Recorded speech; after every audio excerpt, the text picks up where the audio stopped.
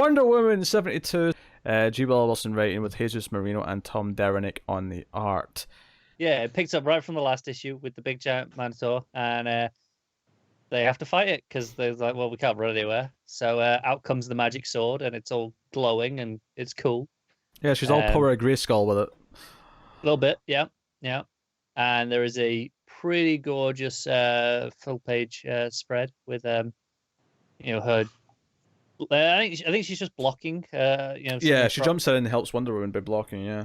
Yeah, but and it kind of sparks off this blinding light and sends it flying backwards and crashes through a wall. So later on they end up fighting like a lot of little monsters, right?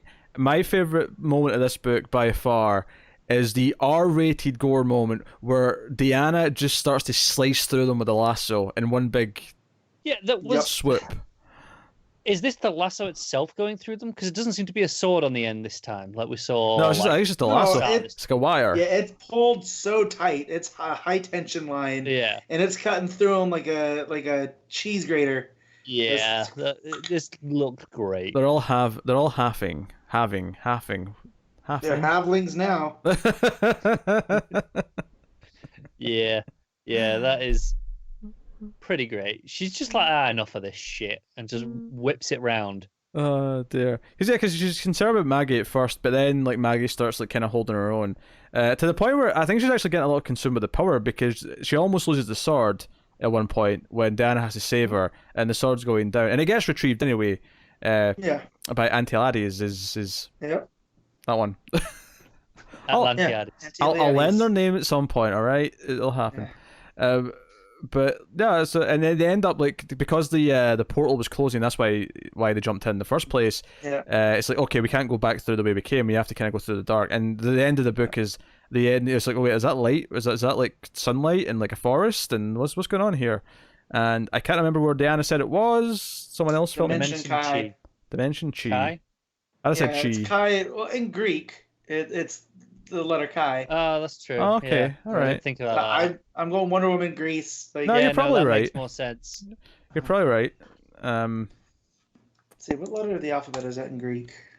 Yeah, the action in here is pretty great.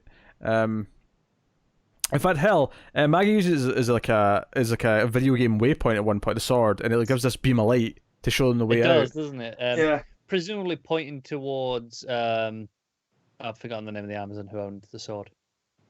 It's yeah. Damn it, I did too. But yeah, because it mentions that the sword seems to be getting more powerful the closer it's getting to her, and then it points, and it's like, well, maybe it's pointing at her. Yeah, and there's a nice beat in here as well where Diana's kind of like, oh, it's actually nice to fight alongside people again. Like she's felt lonely all this time, and it's almost like she's fighting with Amazons again, even though they're not technically Amazons. Yeah. It's the closest she's gotten. I mean, one's a god / maybe demigod. I'm not sure. And then one is at this point basically an honorary Amazon, wielding an Amazon weapon at least, the very least. So that's delightful. So Chi looks like an X in the Greek letters. So essentially they're in Dimension X. So if I don't see Krang show up, I'll be upset. The Technodrome. The Technodrome is coming. The Technodrome. Can you imagine? Oh, that'd be great. Crossover we never knew we needed. Yeah, I think the thing I want to commend about this is the art's really solid. It's not as good as the Marnico, but I think the layouts and the way the action flows is really well done. Yeah, very well. There's some goofy faces here or there that stick out quite a bit.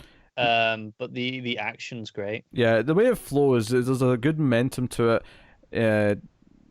Yeah, it's really good. It was a really quick, enjoyable action read. This issue. Yeah, definitely. I think this art team is still the weakest of the three that we've been typically getting, but it's still pretty good. So it's not so terrible. The Amazonian, I had to look up the pronunciation as well, but it's Antiope is or cool. Antiope.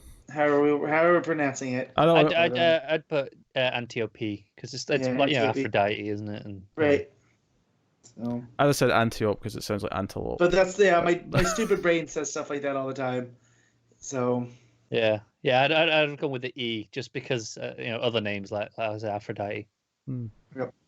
Yeah. Yeah, no, the book was great. Wilson's run continues to impress. Yeah. Yeah. And be consistent and keeping me engaged. So far, yeah, this has been pretty great. Yeah. I mean, I think it's easily the best since Rucka, for sure.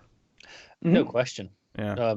I mean, maybe after a couple of years of this, I might say it's above Rucka's stuff. It depends. Potentially. Depending on what she does with it, yeah. I mean, how dare you?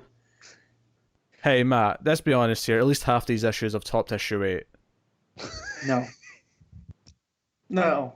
They're